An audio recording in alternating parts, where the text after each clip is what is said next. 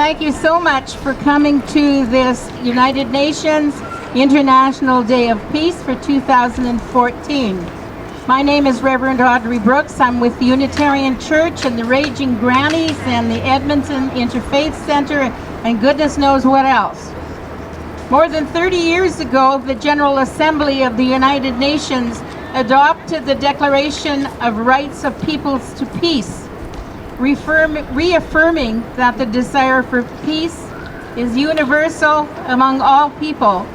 Every human being should have a right to live in a peaceful environment, free from the violence of war. Right? Right. As we raise the peace flag today, Michael Kalmanovitch, a longtime advocate for peace, we are called with him to turn our attention to the terrible situations of populations across the nations. And they have uncertainty about what will happen next in their lives and are caught in the grip of war. They don't even understand in some cases what's going on. We are reminded every day about the lives lost, property destroyed, families and communities torn apart, with no attempt to reach peaceful resolutions of the reasons for these conflicts. We, the people who know better, must recommit our efforts toward the peaceful resolution of conflicts and the building of lasting peace. The United Nations was founded for this exact reason, to rid our world of the scourge of war. It is our duty and collective responsibility to promote tolerance, dialogue, and peaceful settlements of disputes. Right? Yes.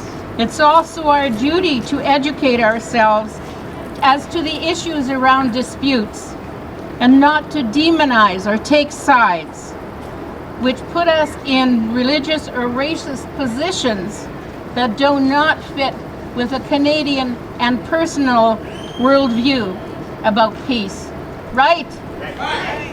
May the raising of this peace flag and the events of this day call us to rededicate ourselves to peace and let this resonate loud and clear across the nations where other peace lovers are gathered today to keep the work of bringing peace to the world in focus.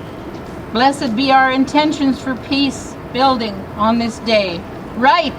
Yes. The raising of the flag, Michael Kalmanovitch and our dear Michael Fair will come forward and perform this sacred rite that we do every year at this time. Michael and Mike. And by special request, Karen Farkas. We've never had a woman do this before.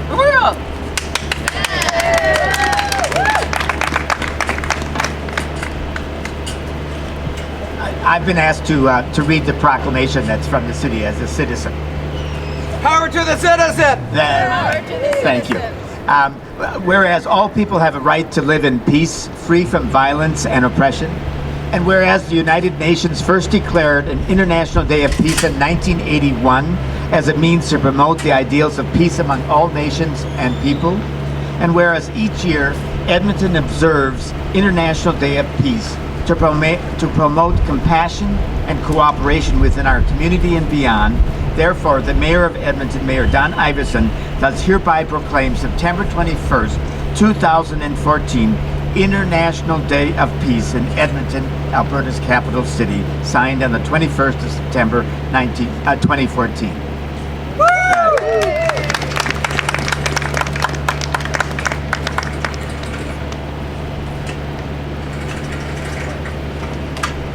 Thank you so much to the two Michaels. And do you have a comment or two? So this is a peace flag. It was created with the word peace in 27 languages. We use this to show that there's peace is just not for English. Every culture has a word that they identify that they want to achieve peace.